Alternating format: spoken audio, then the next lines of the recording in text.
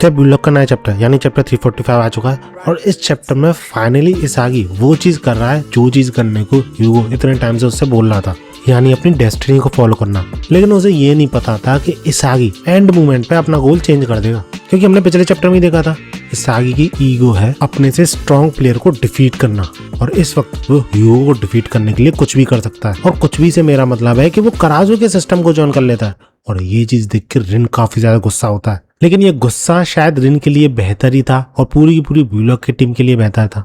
अब मैं ऐसा क्यों बोल रहा हूँ यही जानेंगे इस वीडियो में, so if you interested keep watching.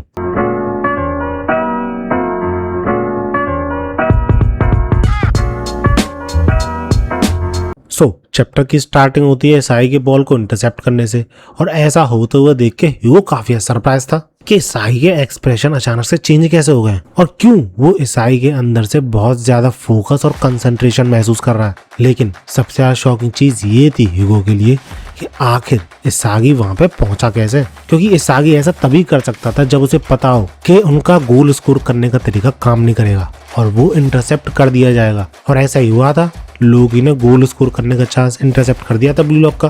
खैर जो भी हो, ह्यूगो को ये जरूर पक्का था कि अभी वो फिलहाल गोल से काफी ज्यादा दूर है, तो वो शूट तो नहीं करेगा, जिस वजह से उसके पास दो चॉइस बचती हैं, या तो वो ड्रिबल करे या फिर वो इनमें से किसी स्ट्राइकर को पास करे गोल स्कोर करने के लिए। और क्योंकि साई की ड्रिबलिंग कैसी है हम सबको पता है, ह्यूगो को भी पता थी, इसलिए ज्यादा चांसेस उसके पास करने के ही लग रहे थे, और वो पास करता भी है, लेकिन इन तीनों को नहीं, कराजू को, जो देख के ह्यूगो और कराजू के साथ साथ बाकी के प्लेयर्स भी शॉक्ड, क्योंकि ऐसा करने का मतलब था कि इसागी कराजू के सिस्टम में घुसना चाहता है और सेकंड बेस्ट प्लेयर बनने को तैयार है, जिस पर कराजू खुश, क्योंकि फाइनली जो वो चाहता था वो उसने किया, डीमन किंग को घुटनों पे ला दिया, जिस वजह से ये दोनों एक दूसरे के साथ कोऑर्डिनेट करते हैं और आगे बढ़ने लगते हैं।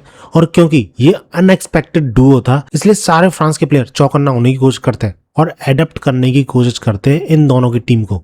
लेकिन एक बंदा बिल्कुल भी खुश नहीं था इसागी के इस एक्शन से, जो कि था रिन, क्योंकि इसागी ने उसे छोड़ के कराजू को चुना है गोल करने के लिए और उसे साइड हटा दिया। और बंदे को तो गुस्सा आएगी, क्योंकि उसे सेम फीलिंग आ रही थी जैसा कि उसके भाई ने किया था, नंबर 1 छोड़ के बेस्ट मिडफील्डर बनने के लिए भागने लगा था, वही चीज सही कर रहा है, नंबर 1 का सपना छोड़ रहा है, एटलीस्ट ऐसा रिन को लगता है, और उसे फील होने लगता है कि फिर से उसे अकेला छोड़ दिया गया है। And I am pretty sure इस चीज की वजह से रिन की जो खासियत है, यानी उसका बजक मूड, वो बाहर निकल के आएगा। एंड पता नहीं क्यों, भले ही 2 मिनट बचे थे मैच खत्म होने में, लेकिन मुझे फील आ रही थी कि ये सब लोग ट्राई करेंगे गोल करने की, लेकिन एट दी एंड अगर गोल होगा ब्लू लॉक की तरफ से तो करने वाला रिन ही होगा। खैर इसके बाद हम देखते हैं कि मैच खत्म होने में, क्योंकि सिर्फ 2 मिनट बचे, तो सारे लोग काफी डेस्परेट हो रहे थे इस मैच का रिजल्ट जानने के लिए कि आखिर कौन जीतेगा, क्योंकि भले ही 2 मिनट बचे थे, लेकिन ब्लू लॉक की टीम पूरी कोशिश कर रही थी मैच को टाई करने की।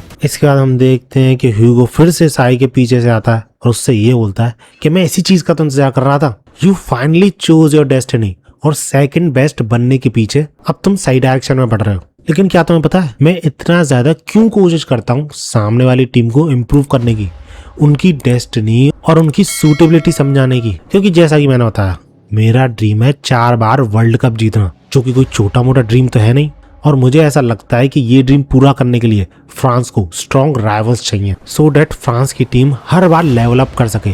और ऐसा करने के लिए जिन भी प्लेयर्स, जिन भी टीम से वो कम्पीट करेंगे, उन सबका अपनी अपनी डेस्टिनी को फॉलो करना जरूरी है, तभी वो अपने प्राइम में खेल पाएंगे। And Japan, you pass in that category. और अब असली मजा आएगा in a showdown between teams of perfect suitability, जिस पे साई बिल्कुल चुप हो, और हम सब जानते हैं कि साई का चुप होने का मतलब है कि बंदा कुछ तो तगड़ा प्लान कर रहा है। खैर इसके बाद हम देखते हैं कि ये दोनों अलग अलग डायरेक्शन में जाने लगते हैं। इसागी दूसरी डायरेक्शन में जाता है और ह्यूगो कराजू की तरफ बढ़ता है बॉल को स्टील करने के लिए। लेकिन ये करना आसान नहीं था ऑब्वियसली, क्योंकि कराजू सिर्फ 1 या 2 प्लेयर्स को पास नहीं कर रहा था, अपने सिस्टम में प्रेजेंट जितने भी प्लेयर्स थे उन सबको पास करके आगे बढ़ रहा था। एंड ह्यूरी रियलाइज करता है कि सिर्फ एक प्लेयर यानी साई के जुड़ने से कराजू का सिस्टम और भी ज्यादा स्ट्रॉन्ग बन चुका है। एंड कराजू समहाउ सेम सिचुएशन क्रिएट कर देता है ह्यूरी के लिए, जैसा कि उसने अपने पहले गोल में किया था। और क्योंकि पिछली बार ह्यूरी ने गोल किया था, तो इस बार भी उसे लगता है कि वो गोल कर सकता है, लेकिन वो रियलाइज करता है कि नहीं, इस बार पिछली बार से ज्यादा चांसेस है उनके गोल करने के, क्योंकि इस बार उसके खुद के गोल करने के चांसेस तो हैं ही, साथ ही साथ 2 और प्लेयर्स को पास करने के चांसेस हैं। जो कि थे शीदो और बारो। लेकिन यार इतनी भी जल्दी नहीं, क्योंकि सामने वाली टीम फ्रांस की टीम थी। वो लोग आसानी से ये सारे ऑप्शन को एक झटके में खत्म कर देते, क्योंकि बारो को रोकने पहुंच जाता है ह्यूगो, शीदो को रोकने पहुंच जाता है चार्ल्स, और खुद ह्यूरी को रोकने पहुंच रहा होता है लोकी, ये बोलते हुए कि भले ही इस बार तुमने ज्यादा ऑप्शन बना लिए हो, लेकिन still you are nothing in front of us. क्योंकि एक रियल ईगोइस्ट को चांसेस दिए नहीं जाते, वो खुद के चांसेस क्रिएट करता है। और लोकी की इतनी ज्यादा खतरनाक एंट्री देख के कराजू और ह्यूरी ये दोनों शॉक्ड, क्योंकि कुछ ही मूवमेंट पहले उसके पास इतने सारे ऑप्शंस थे, लेकिन अब उनमें से एक भी ऑप्शन सही नहीं है गोल करने के लिए। और इतनी स्पीड से उसके सारे ऑप्शन खत्म करना कोई नॉर्मल बात नहीं थी, इसलिए ह्यूरी काफी शॉक में चला जाता है। उसे समझ में ही नहीं आ रहा था कि क्या करना चाहिए, सोच ही नहीं पा रहा था बंदा। और वो और भी ज्यादा घबरा जाता है जब उसे समझ में आता है कि उससे लग रहा था कि वो एक स्टेप आगे चल रहे हैं, बट फ्रांस की टीम ऑलरेडी तैयार थी सेम तरीके के गोल के लिए। एंड इतने में लोकी उनके सामने पहुंच के उनका गेम ओवर कर देता।